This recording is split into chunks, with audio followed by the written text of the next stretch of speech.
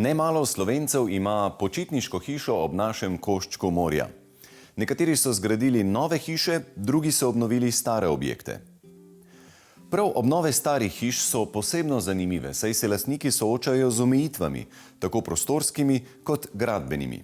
Predstavili bomo temeljito prenovo hiše blizu Ankarana, ki izstopa po premišljeni izrabi prostora, hkrati pa se z zunanjostjo lepo poda v strnjeno naselje Kolomban. Kolomban je torej naselje, ki leži tik ob meji z Italijo na dvojezičnem območju. Tudi omenjeno hišo so postavili Italijani v 20 letih minulega stoletja. Po umiku prvotnih prebivalcev so jo naselili Slovenci, dodali nekaj prizidkov, a je pred leti ostala prazna. Takšno sta pred skoraj 10 leti kupila sedanja lastnika, arhitekt Jurij Kobe z ženo Mojco Brecelj Kobe. Zanimalo nas je, zakaj si nekdo, ki načrtuje nove hiše, ni tudi zase izbral te možnosti. Se mi zdi, da je Slovenija res že zelo na novo pozidana, po nepotrebnem, posejana, tako da pravzaprav ne ločeš več, kje se neha mesto, kje se začne kakšna pokrajina. V resnici imamo pozidano pokrajino, kar je meni seveda zelo žal. To se pravi, to je bila stara hiša, mogoče je lahko malo več o tem, čigava je bila, od kdaj je, kako je bila zgrajena, kakšna je bila, ko ste prišli, ko ste jo izbrali. Ja, hiša je tipično okupatorska hiša. Zanimivo, ne?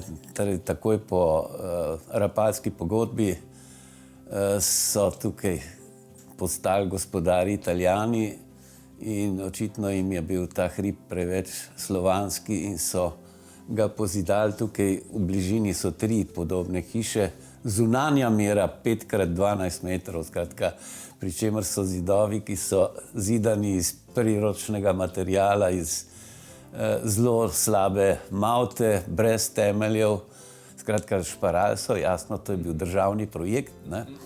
Ampak tipično zelo lepo pobarvana po fasadi. Smo potem, zdaj tisto rdečo barvo, smo zdaj že spet ponovili v fasadi, pa potem tudi zapeljali v notranjost, tako da tisti deli, ker se tukaj vidijo rdečkasti zidovi, ki so pa seveda morali biti ojačeni. No in en del enega vzorca, ki je sledil ven z hiše, smo pa tudi malo obnovili na fasadi, seveda v mečkanem koščku, ravno tako, da se vprašaš, zakaj pa potem poveš, zakaj. Ob ogledu ste povedali, bila je pritlična, to se mi zdi pomembno, ne samo 5x12, ampak 1 etaža in to je vse, nobene kleti, nič. Nič, to so bili 3 prostori, hiša bila razdeljena v 3 enote, jasno, sanitarije in to je bilo izven hiše. Naknadno so zdaj ti lastniki potem prizidali kopalnico, shrambo pa predprostor. Oni so skrbno tisti vhod, tisti porton, so ga pomaknili na novo prizidan sklop, kopalnica, predsoba in shramba. No in ta isti porton sem potem jaz, ko smo seveda podrli tisti prizidek, ugradil že spet nazaj, ampak na drugo stran hiše v star zid. Hišo sta kupila leta 2012, vendar sta sprva živela v njej, ne da bi se lotila prenove. Z ženo sva se pravzaprav čisto v redu znašla v tisti mali hiški, se je bilo več kot zadosti prostora.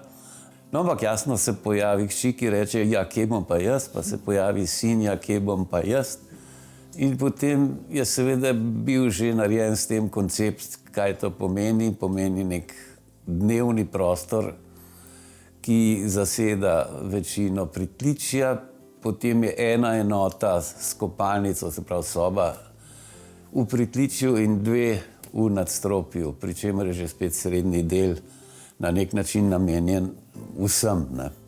Projekt za gradbeno dovoljenje, projekt za izvedbo in zasnovo opreme sta v biroju Atelje Arhitekti izdelala lastnik in kolegica arhitektka Maja Kovačič. S tem, ko so pritlični hiši dodali nadstropje, zdaj hiša poleg 3 manjših bivalnih enot vključuje tudi ostale nujne prostore, kot so utility, strojnica in manjša garderoba. Vse to na skupno 115 kvadratnih metrih. Na vrhu pa je okronana s privlačno teraso. Zelo dobra je pač po dnevi, ko se greš stušati ali pa ko se sončiš. Strašno dobra je poleti, po noči, zvečer, ko si naštimaš nek džez, pa potem gledaš v zvezde. Arhitekt Jurij Kobe nam je zaupal, da je prej omenjeni vzorec, ki krasi del fasade, naslikal sam. To nikakor ni presenetljivo, saj je hiša polna likovnih del. Jaz sem se s tem slikarstvom kar skozi ukvarjal. To je en del, ki zelo spremlja moje razmišljanje o prostoru. Na nek način se malo dopolnjuje, ne? Razmišljanje o dveh dimenzijah, o barvah, pa potem razmišljanje o treh dimenzijah, pa o materialih. Pozornemu opazovalcu ne more uiti nenavadno pisana mizica v dnevnem prostoru. Neko ploščo je bilo potrebno imeti in zakaj ne bi cel kup nekih vzorcev, ki zmerom nastanejo, ko se nekega interjera lotiš, zakaj ne bi to uporabil tudi recimo za vrhnjo ploščo te mize.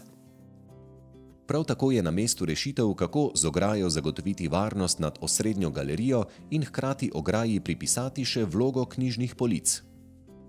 Pri majhni kubaturi, ker vendarle je ta hiša majhna, ne, je bilo potrebno seveda izkoristiti vse, kar se da, ne, pri čemer takih malih malenkosti je seveda nekaj. Zakaj ne bi bil omara, ki je sicer viseča, klasična kuhinjska omara, viseča na steni, zakaj ne bi bila viseča na stropu? Omenili smo že teraso na strehi. Naklon strehe je usklajen s strehami v okolici.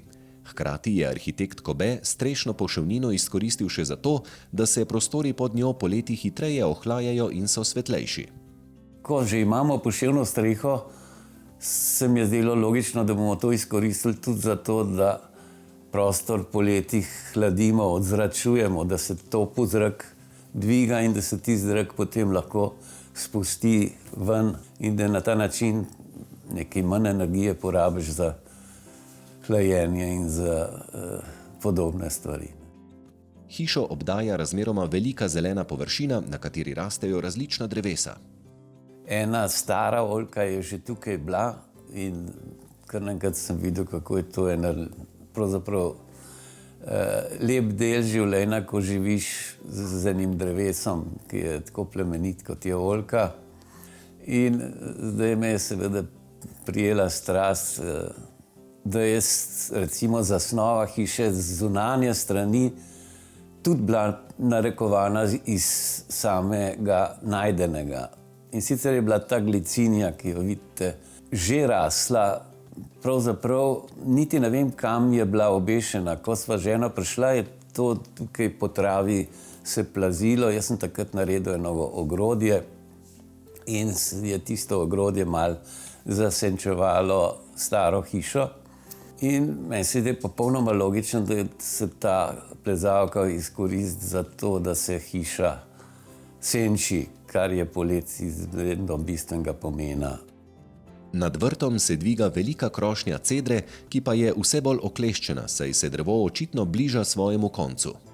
Na njej je v času našega obiska gnezdila grlica. Nekaj posebnega je tudi vodnjak, ki kljub legi na vrhu hriba stanovalcem ponuja talno vodo in ne morda kapnice. To pa Kobetovi lovijo in usmerjajo v hranilnik vode, s katerim zalivajo manjši zelenjavni vrt. Hiša v Kolombanu je torej nevsiljivo zatočišče meščanom, ki v njem preživljajo proste konce tedna in počitnice, povezani z okoliško naravo.